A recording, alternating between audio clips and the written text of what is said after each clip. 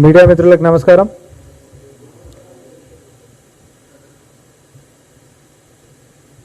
బగలూరు main road Kattigenahalli narcotics control bureau zonal office, ఇది కర్ణాటక బెంగళూరులో ఉంటుంది. దాంట్లో కేటీఆర్ గారిని లోపలికి పంపించేటటువంటి వ్యూహం మొదలైంది. గతంలో హైదరాబాద్లో డ్రగ్స్కి సంబంధించినటువంటి సెలబ్రిటీలకు సంబంధించినటువంటి డ్రగ్స్ మ్యాటర్లో ఒక హీరోయిన్ ఇచ్చినటువంటి స్టేట్మెంట్లో కేటీఆర్ గారి పేరు ప్రస్తావనని ఈరోజు బీఆర్ఎస్ పార్టీలో ఆధిపత్య పోరు కోసం తాతాలాడుతున్నటువంటి ఒక టాల్ పర్సనాలిటీ, ట్రబుల్ షూటర్లు మరి ఆ స్టేట్మెంట్లోని కేటీఆర్ పేరుని వాడుకొని నార్కోటిక్స్ కంట్రోల్ బ్యూరోలో కేటీఆర్ని ఇరికించేటటువంటి కుట్రలు చేస్తూ ఉన్నారు. కుటుంబంలో నాకౌట్ మ్యాచ్లో ఒకరు బయటికి వెళ్ళిపోయినరు, ఇంకొకరు మాత్రమే మిగిలిరు కాబట్టి వాళ్ళను కూడా బయటికి పంపించేసేటటువంటి వ్యూహాన్ని ఈరోజు బీఆర్ఎస్ పార్టీలో చాలా జాగ్రత్తగా ముందుకు సాగుతూ ఉన్నారు. అప్పటి కేసులో ఆ స్టేట్మెంట్లో ఉంటున్నటువంటి పేరుతోటి ఎప్పటికైనా భవిష్యత్తులో ఇరకాటంలో పెట్టొచ్చు అనేటటువంటి దురుద్దేశంతో, తద్వారా రాజకీయ లబ్ధి పొంది ఆ పార్టీలో ఆధిపత్యానికి వచ్చి పార్టీ పగ్గాలు చేతబట్టాలనేటటువంటిది నెక్స్ట్ కాంపిటేటర్ అయినటువంటి టాల్ పర్సనాలిటీకి మాత్రమే ఉంటుంది. కాబట్టి ఈ కుట్రల పాపం ప్రపంచానికి తెలియకుండా చేస్తామని చెప్పి అనుకుంటున్నట్టు, కానీ దురదృష్టవశాత్తు అన్ని విషయాలు బయటకు వస్తూనే ఉంటాయి. నాకు తెలిసి ఈ వేదిక మీదకించి మేము చెప్తున్నటువంటి దాంతో కేటీఆర్ గారికి కూడా తెలుస్తుందని మేము అనుకుంటా ఉన్నాం. వాళ్ళకు ఉంటున్నటువంటి అంతర్గత పోరుతోటి రేపొద్దున ఎప్పటికైనా కేటీఆర్ అనేటటువంటి వాడే పార్టీ పగ్గాలు చేతపడతాడు. అది జరగొద్దు అని అంటే కేటీఆర్ని గట్టిగా ఇరికించేటటువంటి ఒక వ్యవహారం ఉండాలి. కాబట్టి narcotics control bureau zonal office బెంగళూరులో ఉంటున్నటువంటి దాని దగ్గర వ్యూహం పన్నుతున్నది ఎవరు అనేటటువంటిది భవిష్యత్తులో మీరు అందరు కూడా చూస్తారు. ఇది ప్రజల ముందు మేము పెట్టదలుచుకున్నాం. ఈరోజు ఏదో కలిసిమెలిసి కొట్లాడుతున్నట్టుగా, ఇంకోటి ఏదో అంతా కలివిడిగా, లేకపోతే ఏకతాటి మీదకి వచ్చి కొట్లాడుతున్నట్టుగా వాళ్ళు చేస్తున్నటువంటి డ్రామాలంతా తెలంగాణ ప్రజలు భవిష్యత్తులో చూడబోతున్నారు. బీఆర్ఎస్ పార్టీ పతనమయ్యింది. ఇప్పుడు చీలికలు కూడా మొదలైపోయి ఒకరు చీలిపోయినరు. రానున్నటువంటి కాలంలో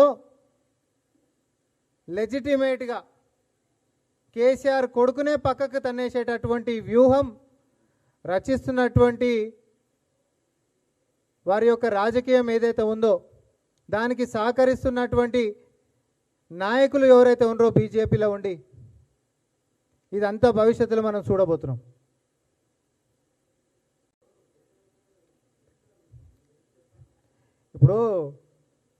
ఇప్పుడు ఎవరు చెప్పినటువంటి విషయం నేను ఒకటి అన్నా. ఇక్కడ గతంలో ED office, Hyderabad ED office ముంగట ఒక హీరోయిన్ ఇచ్చినటువంటి స్టేట్మెంట్లో కేటీఆర్ గారి పేరు ప్రస్తావన తీసుకున్నటువంటి దాన్ని narcotics control bureau zonal office బెంగళూరులో ఈ దాన్ని అడ్డం పెట్టి ఎప్పటికైనా కూడా కేసులు ఇరికిచ్చేటటువంటి అవకాశం ఉంటుంది. కాబట్టి ఎప్పటికైనా భవిష్యత్తులో నాకు ఇది కావాలని దాని మీద వ్యూహం పన్నుతున్నారని నేను స్పష్టంగా చెప్పిన. అది కేంద్ర సంస్థ అన్న, రాష్ట్ర ప్రభుత్వంది కాదు. అది కేంద్ర సంస్థ, బీజేపీ చేతులు ఉంటుంది. అది నేను అంటుంది కుటుంబంలో జరుగుతున్నట్టు వ్యవహారం చెప్తున్నాను. నేను ఇక్కడ కేంద్రం గురించి చెప్తలే, రాష్ట్రం గురించి చెప్తలే.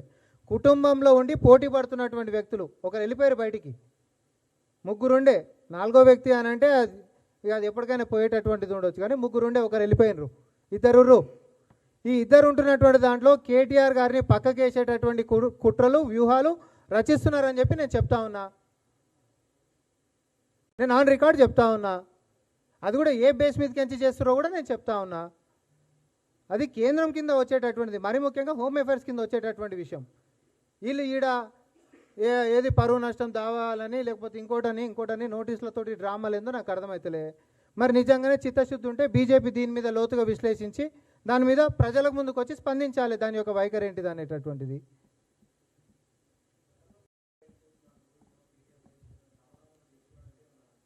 నేను ఇక్కడ కేటీఆర్ గారు బయటికి పోతురు అంటలేను. కేటీఆర్ గారిని ఇరకాటంలో పెట్టేటటువంటి కుట్రలు ఆ కుటుంబ సభ్యులే నెక్స్ట్ నాకే కావాలి పగ్గాలని కొట్లాడుతున్నటువంటి వ్యక్తి వ్యూహం రచిస్తుండని చెప్తున్నా. నేను కేటీఆర్ గారు బయటికి వెళ్ళిపోతున్నాను నేను అనలే.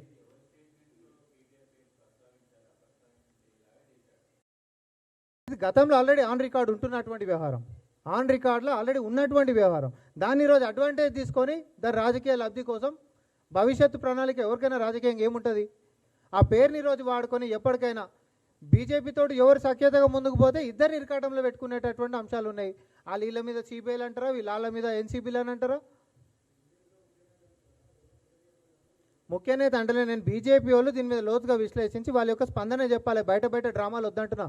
బండి సంజయ్ గారు హోంశాఖ మంత్రులు, ఆయన కింద ఉంటున్నటువంటిది ఈ శాఖ నేను ఇప్పుడు చెప్పింది నార్కోటిక్స్ కంట్రోల్ బ్యూరో కూడా. ఆయన ఈడ ఉత్తగానే ఆయన నన్ను తిట్టిండు, నేను ఈయన తిట్టినా కాబట్టి ఆయన పరువు నష్టం దావా వేసిండు. ఈ డ్రామాలు అందరూ ఎందుకు? నిజంగానే బీఆర్ఎస్ వాళ్ళని గిట్ట లోపడేసేటటువంటి చిత్తశుద్ధి బీజేపీ గిట్ట ఉంటే ఈ పార్టీకి ఎన్నో అంశాలలో వేయొచ్చు అని చెప్పి నేను అంటున్నా.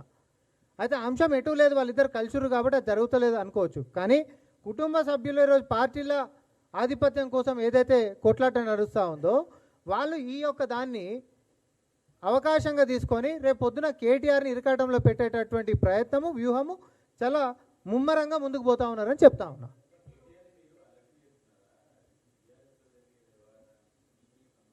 ఇప్పుడు నాకౌట్ మ్యాచ్లో నెక్స్ట్ ఎవరు అవుట్ అవుతారు అనేటటువంటిది మన అందరం చూడబోతున్నాం అంటున్నాము.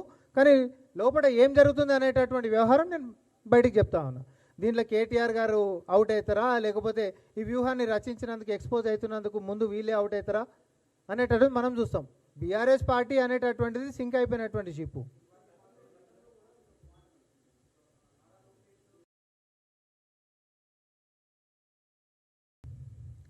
ఇప్పుడు నేను ఆయన కూడా అన్నా, నేను నారా లోకేష్ గారు కేటీఆర్ అనేటటువంటి వ్యక్తులు కలిసిరు అనేటట్టు అన్న. బనకచర్ల మీద మనమేమో ఉద్యమం చేస్తుంటే కేంద్రం మీద, వాళ్ళిద్దరేమో సీక్రెట్ మంతనాలు చేస్తూ ఉన్నారు. ఏం పని నీకు కేటీఆర్ గారు అని చెప్పి మనం అడిగినాం. ఆయన వాళ్ళ యొక్క సంభాషణలల్లో మీరు వ్యాపార లావాదేవీలు మాట్లాడుకుర్రా, లేకపోతే ఒక cement company mining lease ban అయినటువంటి దాన్ని ఎత్తివేసేటటువంటి వ్యాపారాలు మాట్లాడుకుర్రా, లేకపోతే లోపాయకారి ఒప్పందాలు మాట్లాడుకుర్రా, ఏ అంశమైనా సరే మీరు మాట్లాడుకొని మాకు ఇబ్బంది లేదు. ఎందుకంటే లోకేష్ గారు ముఖ్యమంత్రి గారిని పట్టుకొని ఆయన పర్మిషన్ కావాలని మేము మాట్లాడుకోవాలని అన్నారు కాబట్టి అంటున్నాం. భవిష్యత్తులో ఇప్పుడు ఇట్లాంటి కేసులలో రేపొద్దున కేటీఆర్ని ఇరికిచ్చేటటువంటి వ్యూహం రచిస్తున్నప్పుడు కేటీఆర్ గారి పేరు రేపొద్దున మసకబారి కనిపించేటటువంటి తరుణంలో నేను బరాబర్ కలుస్తా 10 సార్లు కలుస్తాను లోకేష్ గారు అన్నారు అనుకోండి, ఆ బురద ఆయన కూడా అంటుతుంది అని చెప్పి మేము సూచనలు చేస్తూ ఉన్నాం.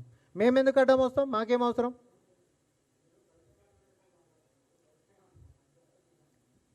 కవిత గారిని నేను ఎందుకు కలుస్తా? కాదు, మేము ఒకటే చెప్తున్నాము అశోక్ అన్న, ఈరోజు జరుగుతున్నటువంటిది అంతర్గతంగా రాజకీయము, వాళ్ళ దాంట్లో ఏం జరుగుతుందో నేను అన్నా. నేను గతంలో కూడా చాలా విషయాలు నేను చెప్పిన, కాదని చెప్పండి మళ్ళీ కూడా నేను మేము ముందుకు వస్తాను కూడా నేను చెప్పిన.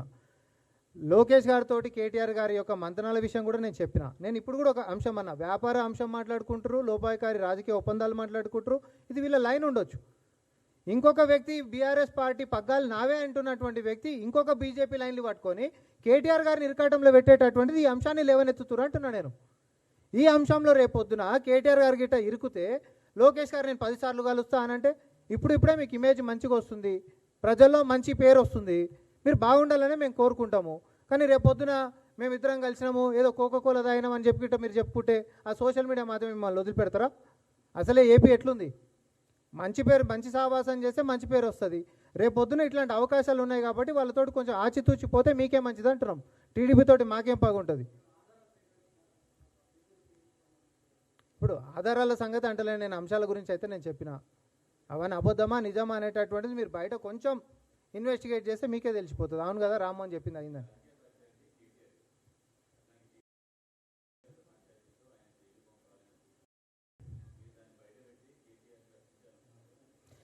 కేటీఆర్ని మేము రక్షించాలని మేము ఎందుకు అనుకుంటున్నాం?